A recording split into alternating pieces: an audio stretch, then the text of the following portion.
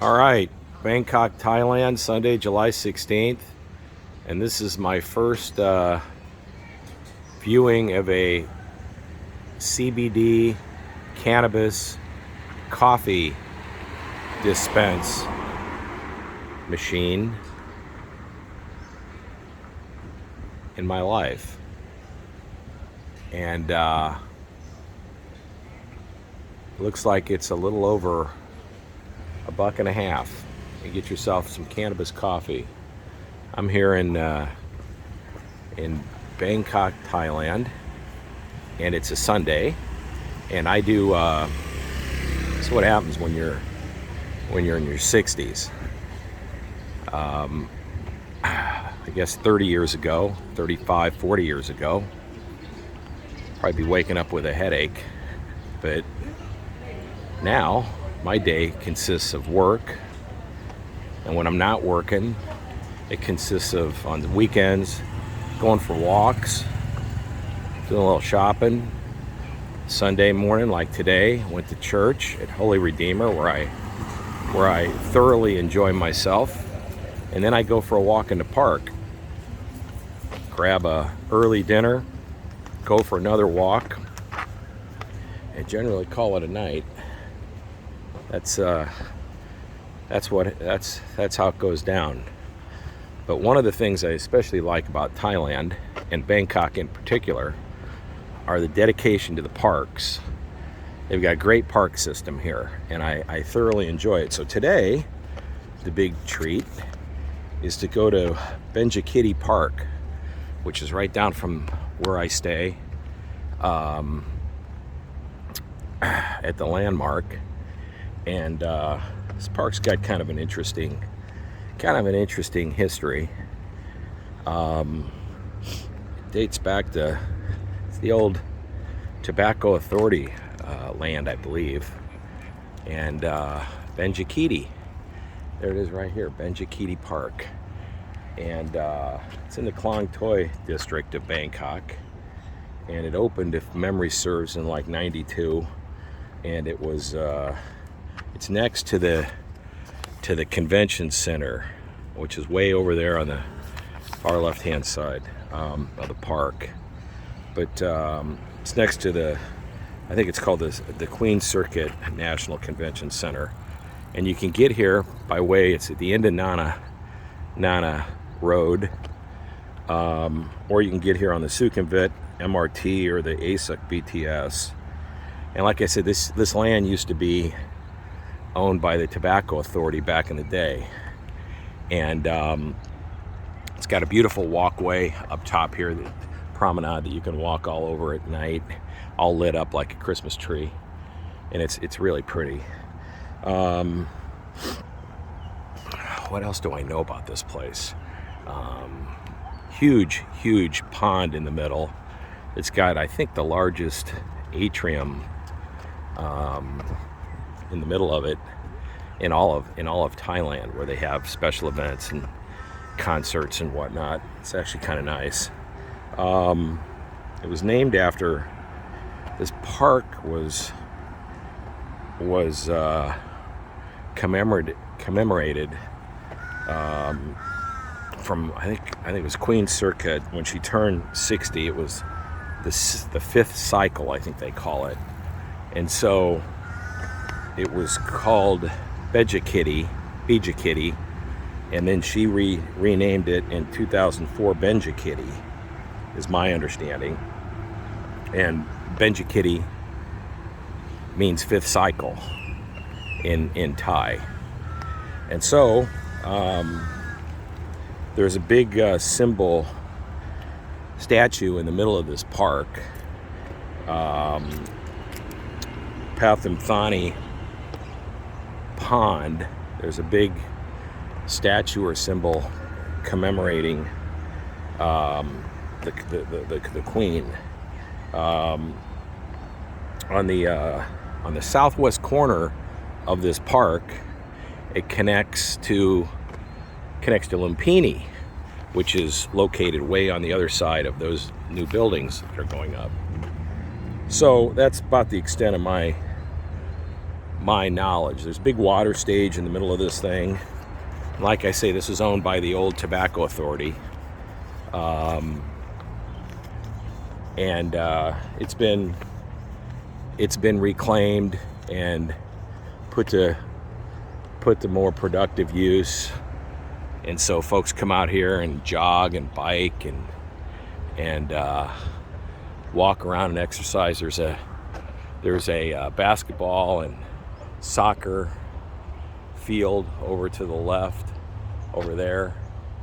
And like I say, this is really a pleasant. My thing is to go to parks and just go for nice walks. I like to do it during the day, on the weekends when I'm not working. And like I say, I was here on meetings in a medical check, and I like to do it on weekends, especially after church on Sundays. So yeah, Benjakitti Park in Bangkok, Thailand, and this is beautiful. It's right smack dab in the middle, and this is what's unique about Bangkok. It's what sets it apart from Ho Chi Minh, from Hong Kong, from even I mean Taipei and Taiwan in general has some nice parks, but nothing like this. I've never seen anything like this in my travels throughout Asia. Maybe Singapore. I mean, you know what? That's not true. Singapore has some really nice parks. The botanical garden is just gorgeous. So that's not accurate. I'm catching myself. Singapore has really, really, really nice dedicated parks, and it's not just the botanical garden. They have nice parkways. But I can tell you, this park is Benjakitti and Lumpini are literally right up there, and I thoroughly enjoy it. It's great exercise, notwithstanding the fact that it's humid and hot. It's good exercise. It's safe. It's clean. It's friendly. Good morning. And I mean, there's no riffraff. The park opens at 5 in the morning, and I think it closes at 9 or 10 at night. I'm never out here that late. There's the walkway, and it's all lit up at night, so it's safe as can be. And there's a presence of authority, but it's very minor because you don't have the disruptions that you have in other parts of the world. You don't have that here, and so it's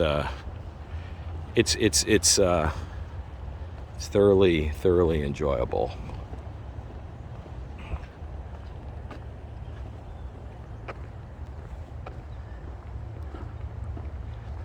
I love it. In fact, I can't get enough of this. It just brings a peace to me, to the senses, that you can't imagine how nice it is. It's tranquil. It's serene.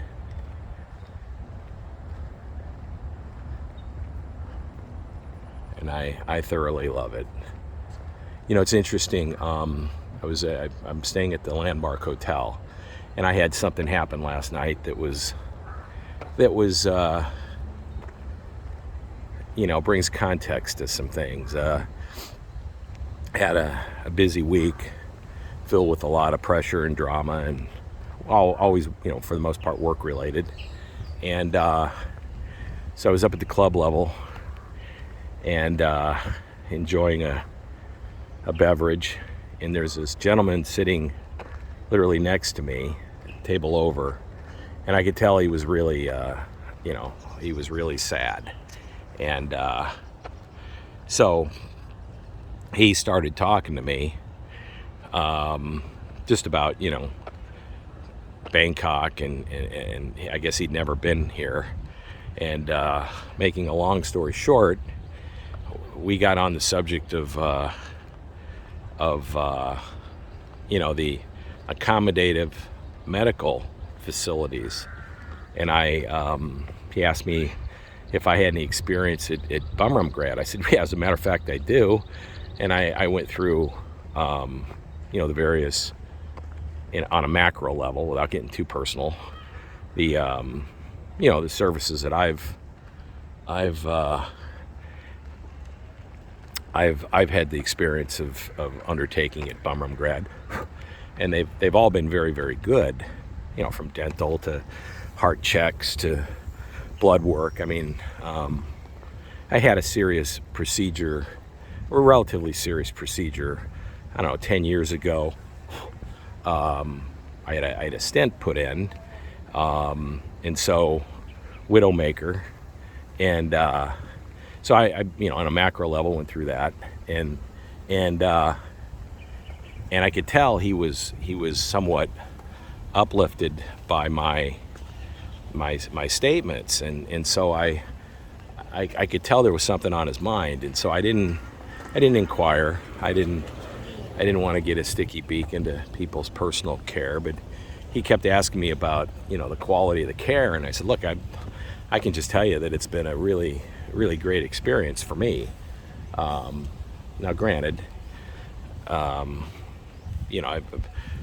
my experiences are they're all relative compared to somebody else, and so there was a moment of silence, and he says, "Say, I need to talk to you about." He literally said, "I need to. You mind if I speak with you a little bit about something?" I said, "Sure." He says, "Well, the reason that I'm asking is that my daughter is in chemotherapy. She's 4 years old and has some sort of cancer in her brain, and at that point in time he lost it, and proceeded to rifle his way through the discussion, telling me about how she's probably not going to make it, and that it was her last sort of hope was for him to find any and all means of care, and it obviously caught me a tad bit off guard, and so I listened, and he told me the story as to what he's going through, what his family's gone through, what where he came from, his background. Then I come to find out that he and his wife had only had one child, and she's not able to have apparently any more children, and that this little one was his pride and joy, or is his pride and joy, I should say. And it was a really it was a tough one, boy. I've met, when you're an expat, you don't meet people to the extent where they become your friends. They're acquaintances, because you're never around them and they're never around you long enough to develop what I'll call a true earnest friendship. So I got thousands upon thousands of acquaintances, and you meet people. So we start talking, and the more we talk, the more outwardly expressive he became, and the more I just listened. There wasn't anything I could say or react to. I just listened, and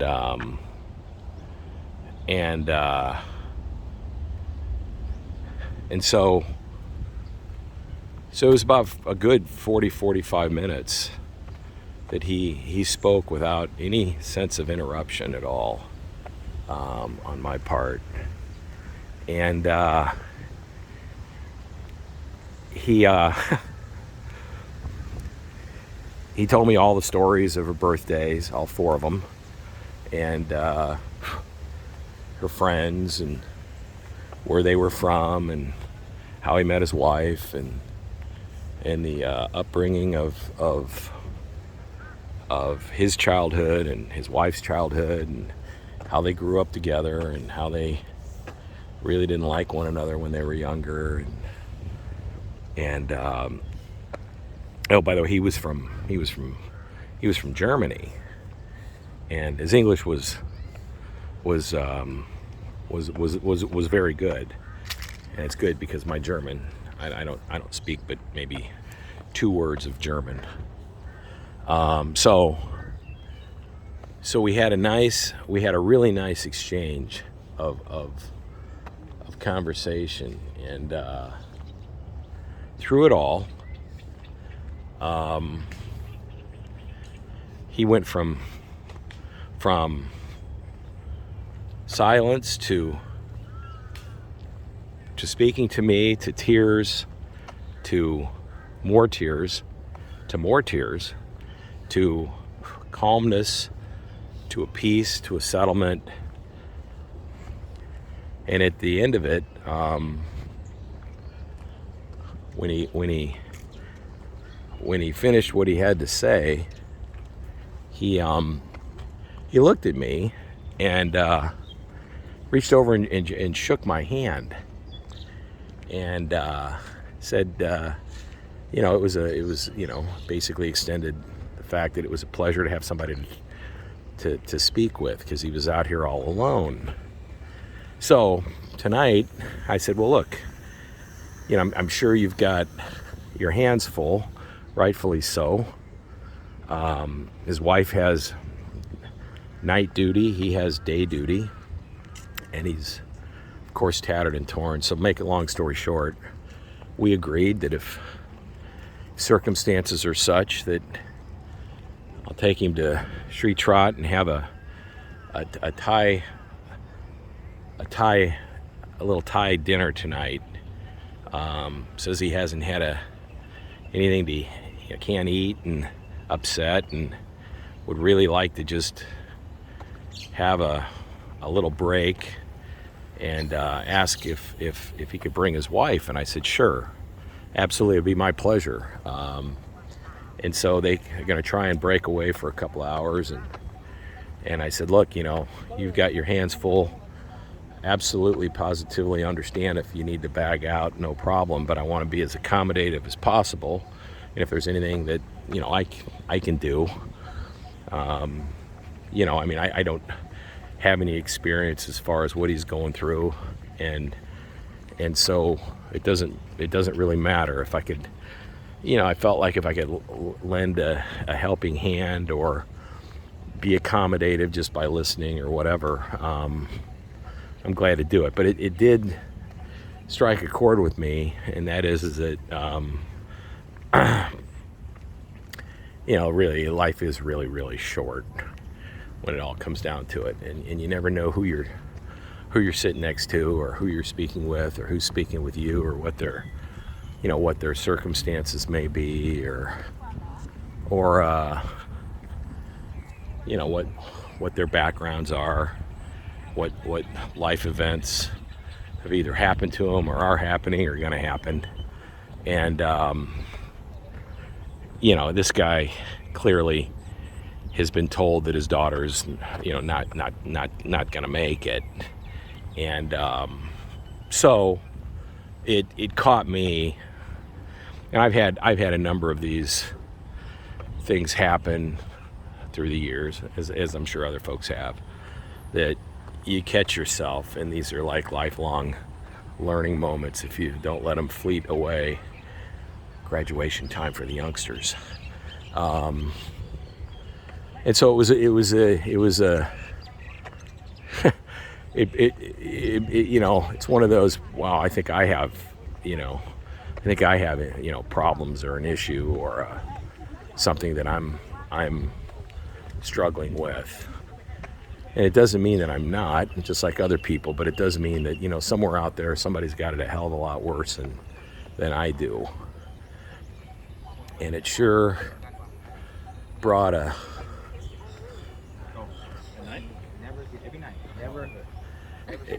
it sure brought it just brought some context to some stuff, I mean, if you're with whoever you're with in life, or whatever you're going through, it brings it down to the core level that a lot of times we make a big deal out of things that really aren't big deals, or even if they are a big deal, you just got to kind of figure out a way to kind of slug through it and put it into context. Boy, that is a beautiful, beautiful, beautiful, beautiful tree right there. Look at that. Boy, I'll bet that thing is just hundreds and hundreds of years old.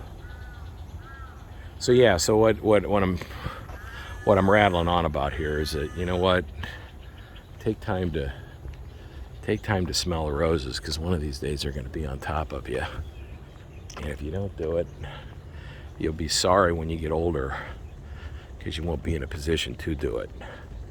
So I kind of changed my mindset in that moment, and maybe he was an angel that was sent down. Maybe I was an angel that was, sent down for him.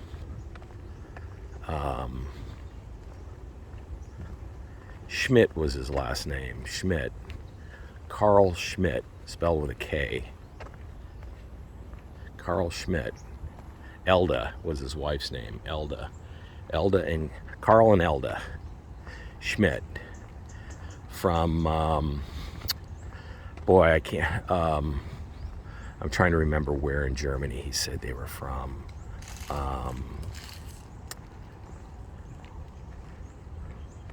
I can't remember. It was a small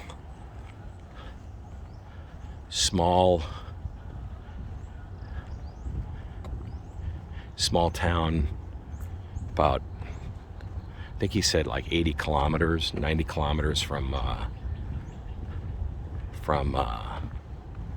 Berlin. And for the life of me, I can't remember the name of the town. It was one of those names that had like 15 letters.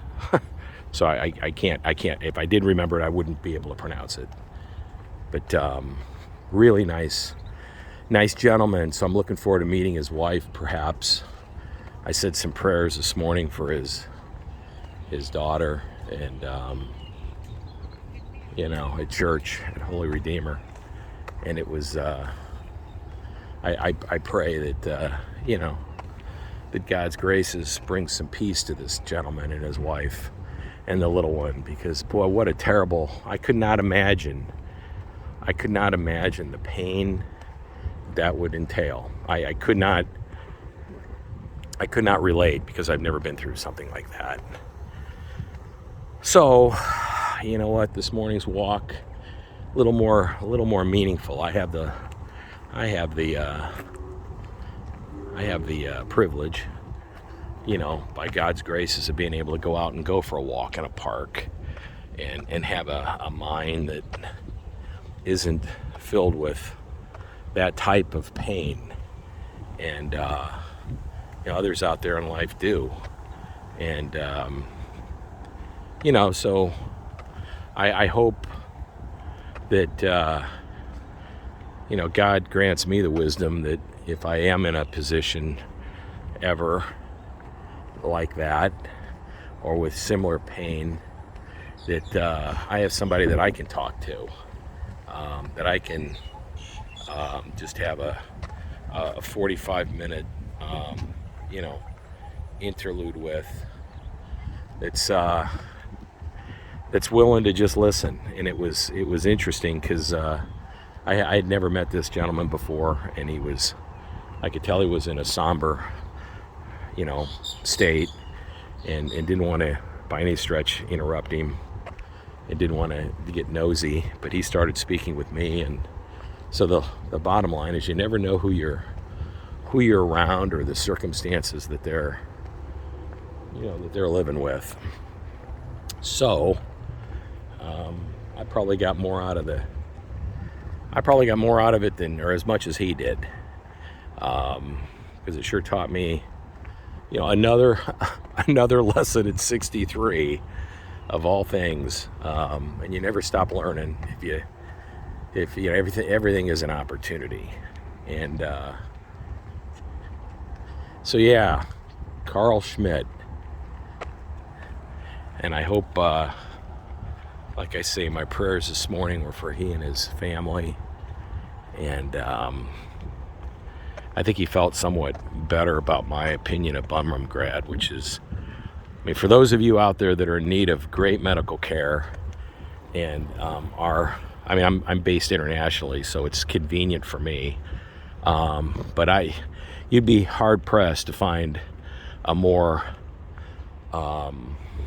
amenable and quality oriented hospital than Bumrungrad. A lot of, I mean, I've been there where they've got floors cordoned off and sheiks come in from Arabia and they rent the whole floor because they don't want anybody else on the floor, and their family stays there.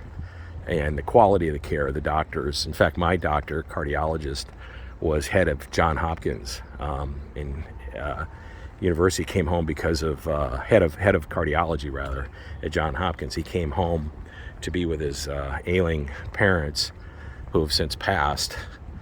But I've struck up a actual friendship with my cardiologist through the years, and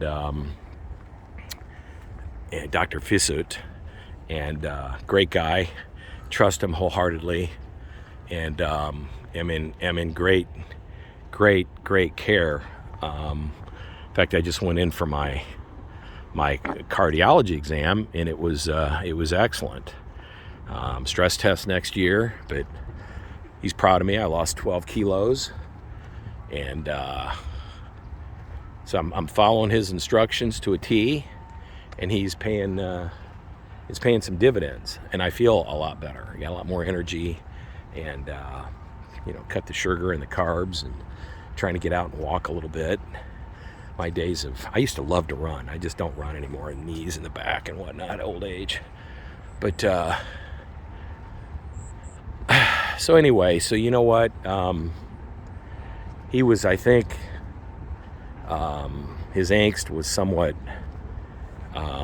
soothed by my just out of the blue conversation and striking a chord with him as far as Bumrungrad and the quality of care and just sort of a arbitrary reassurance rather of the quality of care that I had received and have received and continue to receive.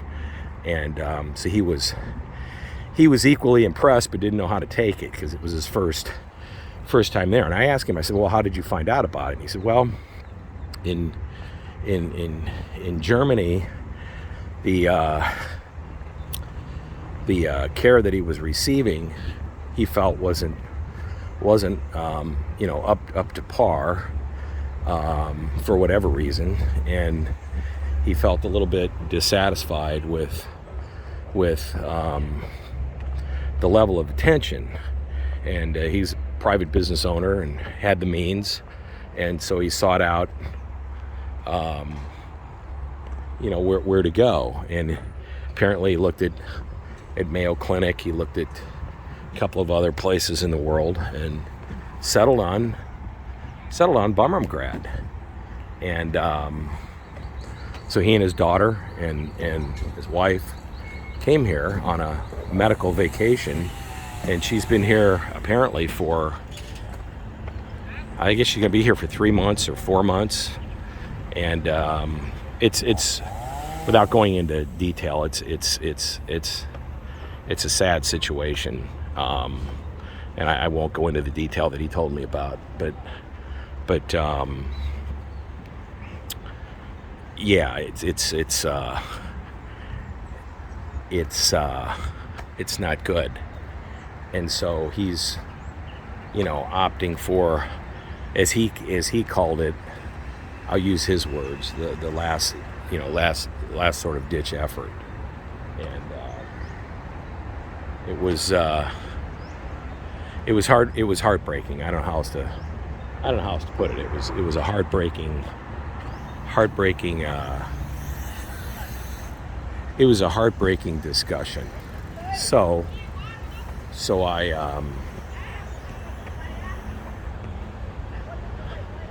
I listened, And I said, you know what? There's a lesson here at the end of it. I said, you know, he laughed because he's got a YouTube channel as well. And I said, hey, I asked him, I said, you know, this has been a great lesson without going into, you know, very, very, very deep specifics as to what you had shared with me. You know, there's a lesson here for folks. Do you mind if I maybe have a little go at it on as to what I learned through our conversation? He said, you know, in his deep rooted German accent, you know, nodded and gave a sort of some sort of thumbs up symbol that I guess they use in Germany. I'd never seen it before, but he laughed. It got a chuckle out of him. He said, "Oh, good idea." He says, "I need all the prayer I can get." So I guess what I'm asking people is, you know what? If you're a prayer person, pray for his family. Pray for this guy and his daughter. And you know what? Life is short, man. You know what? Good things happen to good people. So spread it out. They say pass it on. Well, let's pass it on to the Schmidts.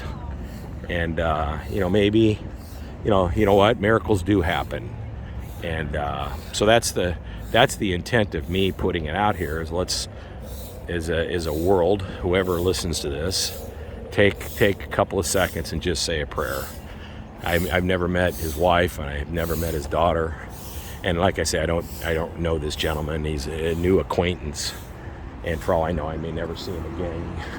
He said that he would contact me tonight, insisted on my room number, and I had to laugh. I got back to my room last night early, and I got a knock on the door about 9:30, and I got greeted with a bottle of wine.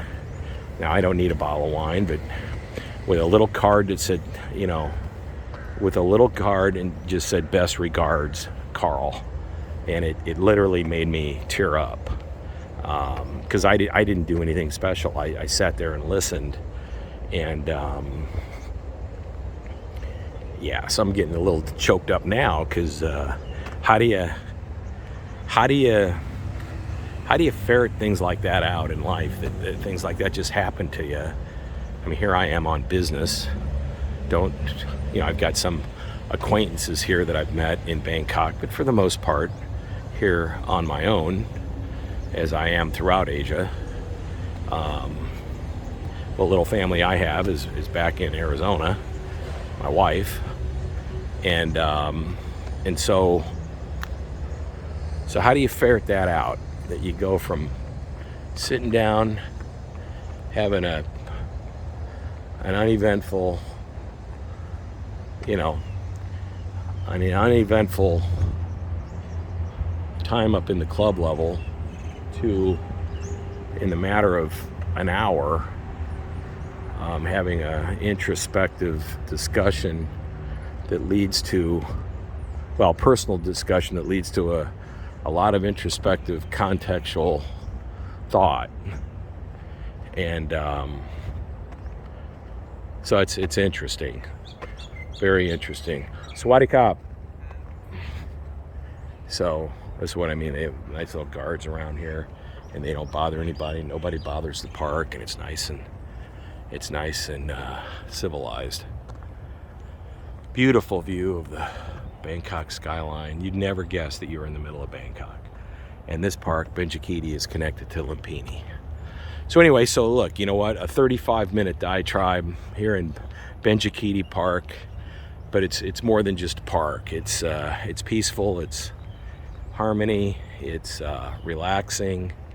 It allows me to sort of take a breath and sort through, matters. And again, had an opportunity to say some prayers this morning at my church, Holy Redeemer, of which I get an awful lot out of. It's my church when I'm here it's my go-to Catholic church when I'm here in Bangkok. I simply can't get enough of it. I just love it. And as far as Lumpini goes and Benjakitti, this is what I do. If I could do this every day for the rest of my life, I'd spend my time in parks and zoos, walking and Gilgamesh with no real agenda, just enjoying life and enjoying what you see and the fresh air and the quality what God has provided to you, because it just is really it's just gorgeous. I don't know how else to put it, it's just flat out, it's just gorgeous here. This and the botanical garden in Singapore. Yeah, I mean, I get excited I could pack a lunch or a dinner, and only thing that's missing is obviously my wife, Michelle, who I love enormously. But I could do this. This beats the best time that I've ever had at a pub by far. Well, pretty close. It beats it. There might have been one time at a pub when the All Blacks were playing the French for the Rugby World Cup. I had a pretty good time. I was with my wife and my mother-in-law. That was really a lot of fun at Delaney's in Hong Kong. But that's only close. All right. So, in the spirit of transparency, I've had some good times at pubs. But and that was only close. These types of things though beat it. And it was the experience and the discussion with Carl and things like that just make it, you know what? It makes it really what life is about. Really, it really does add a certain level of direct meaning. Look at this, Stingless Bee City, right there. So what does this say? Stingless Bee City has been designed to be a habitat for the heart of the city for stingless bees, known as northern Thailand as Kitong Ni or Kitong, in southern Thailand as Ong, in Isan is Kisud, in western Thailand as Tung Ting, and in the eastern region as Elam. Stingless bees play a crucial role in preserving ecological balance and what do they call that? Biodiversity in forests as well as cities. Meanwhile, their honey is important, economically viable agricultural product for rural farmers around the country. So there you have it. Stingless Bee City. I've never seen one of those before. How about that, huh? There's a new experience. Stingless bee colonies.